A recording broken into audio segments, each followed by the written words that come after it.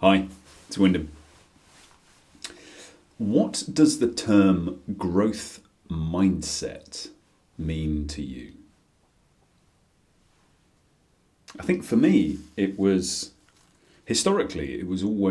felt like something that I would always claim to have, because the idea of being fixed mindset seems very negative to me. This idea that I'm never willing to try anything new. And I could look at my life and go, well, actually, no, I do periodically try something new. And there was that time I went rock climbing. And now, many years later, and 9 years into my own personal development and trying to get reconnected with who I am, I've realised that I don't believe that is a good definition of growth mindset. I don't think growth mindset is the acquisition of new skills. It's not the willingness to do new things. Although, obviously, to some degree, well, that could be described as a growth mindset, because if you're not willing to try new things, then you're not willing to try things that might help you to grow. But I think it's more than that. I think it is much more than that. My sense of it now is that having a growth mindset is a state of being, not a state of doing. I talk about being and doing a lot because the doing is only ever a mechanism in service to something deeper. And if we are truly connected to ourselves and we get to a point where we understand who we really are and what we really want, then all of the doing is in service to the deeper meaning we need in our lives that we have identified as important to us. Growth mindset, I believe, is a state of being. It is an openness to new ideas, to new philosophies. And I don't mean brand new as in they've just come up with this new philosophy. I mean new to us. A growth mindset is the willingness to recognize our own conditioned limits and barriers and put them aside and look at something new to us, something we currently do not understand, with an openness of mind and heart, and look within it to see, well, what do I genuinely think about this? It's really difficult, God.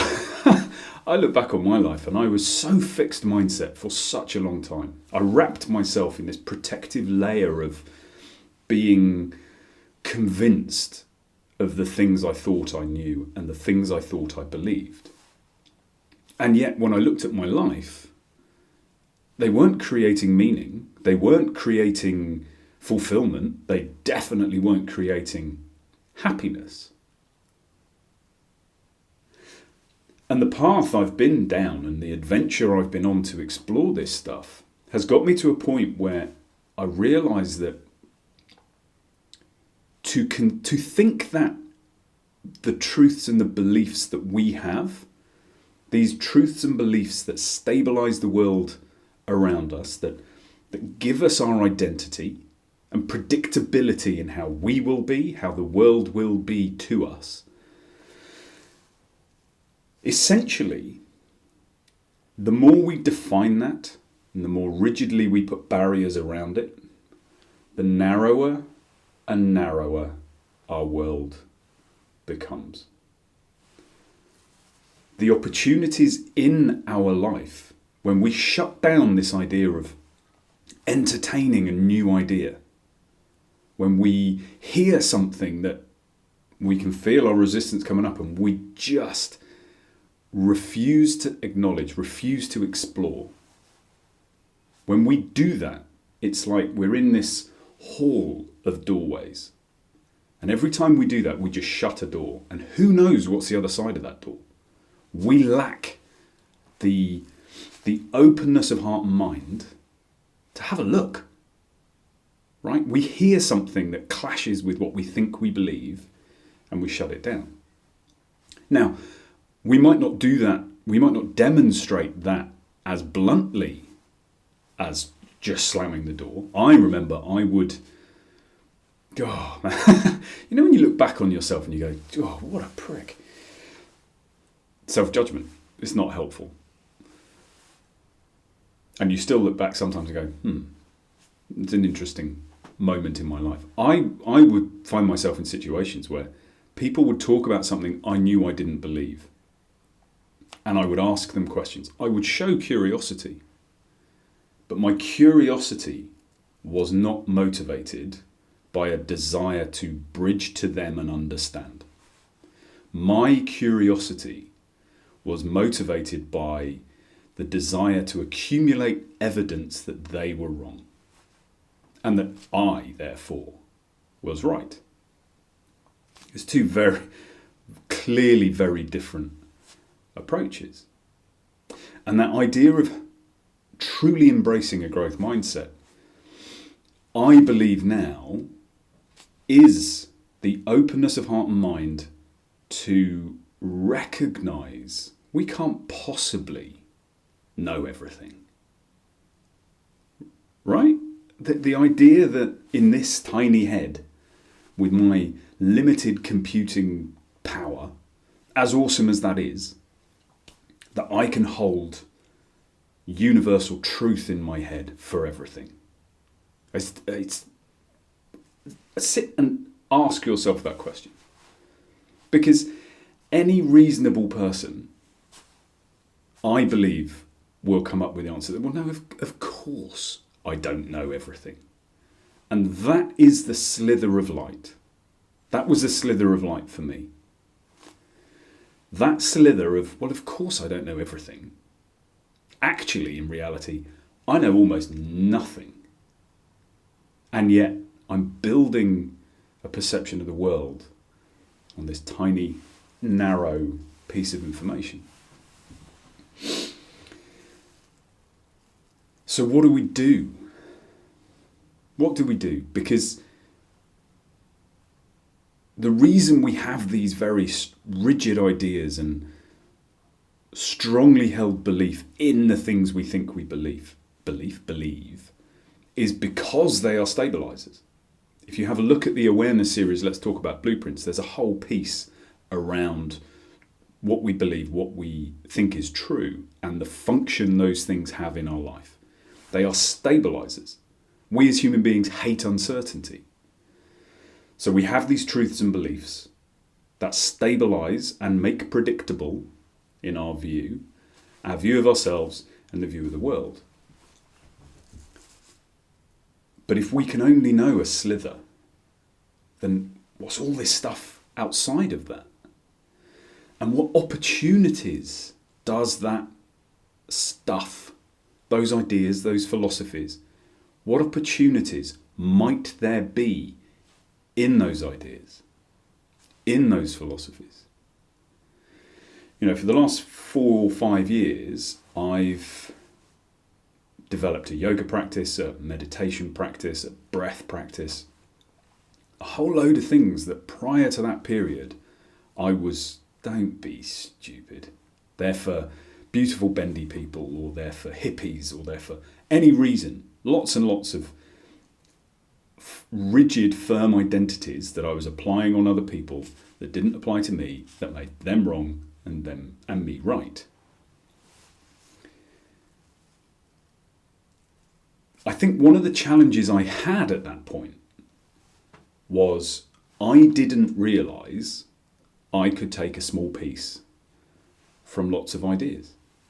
I had this idea in my head that to entertain and accept any one piece of what someone was saying kind of automatically meant I had to buy the whole shebang. I had to accept everything that they thought to be true and replace what I thought to be true. And if we think about our arguments when we are faced with something we disagree with, often we employ a straw man argument. We take a small piece of information, we exaggerate it, we extrapolate out to the worst case scenario, and we argue that that is the other person's intention. And as such, they're wrong, I'm right, actually they're probably a terrible human being. It's not true, it's not what they said, and it isn't true. So the idea for me was, well, let me take a moment and look at my life. Am I happy more often than not? No. Do I have a sense of fulfillment in my life? No. Have I found some kind of meaning or purpose in my life? No. Well, that's inconvenient, isn't it? Because I believe I'm right in what I think and the truths that run throughout my blueprint. So if those are true, then I'm destined to be unhappy, to lack fulfillment, and never find meaning. And that I do not believe. So I had these whole set of beliefs in my blueprint that were stopping me entertaining new ideas. And then this one conflicting belief that said, well, I do believe that I can find meaning, I can find fulfillment, and I can create happiness. I do believe that. So what do I have to do? Because, you look at any organisation, the results an organisation gets are perfectly attuned to the systems and processes it uses. People will resist that as well. There's lots of research that supports that. We are no different, really. The perspective and outlook we have on the world is absolutely the result of the truths and the beliefs that we hold to be true. And if those are not supporting us in creating the life we really want, what are we going to do about it? I used the term earlier, what can I bridge to? And I now try to approach, my intention, let's go with that. My intention is to approach every single conversation I ever have, everything I read, everything I encounter. My intention is always to bridge to 10%. Can I bridge to 10% of what this person is talking about, or what I'm reading, or what? Can I detect my own resistance? And actually, can I come into this situation going, there's something I can learn here? Always. I don't have to accept everything that they tell me, but can I bridge to 10%? Because if I can, then I can take that 10%. And I can sit there and say, well, the 90%, it's not for me. But this 10%, I'll take that. That's quite interesting. That I think helps me. That I think opens me up to more new ideas, to more opportunities, to a different way of looking at the world. And then I go in search of my next conversation. And I look to bridge to 10% of that.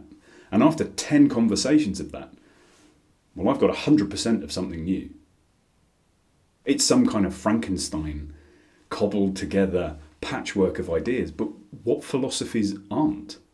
What approaches to life are not a patchwork of a belief about this, a truth about that, an expectation of this, a desire for that? They're all a patchwork. We have the opportunity, we have the capability and creativity in our lives to switch out bits of our patchwork that don't work for us. So I ask you again, in your life, what does growth mindset mean? And how can you demonstrate it? To yourself. You don't have to show me. It's quite compelling and seductive to say, yeah, externally project this idea that of course I've got a growth mindset. But actually when we look at our lives, do we?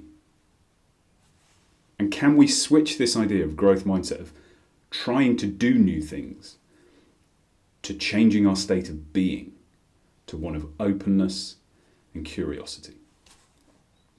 if we can, then suddenly the opportunities available to us, though difficult to explore, potentially painful, just explode.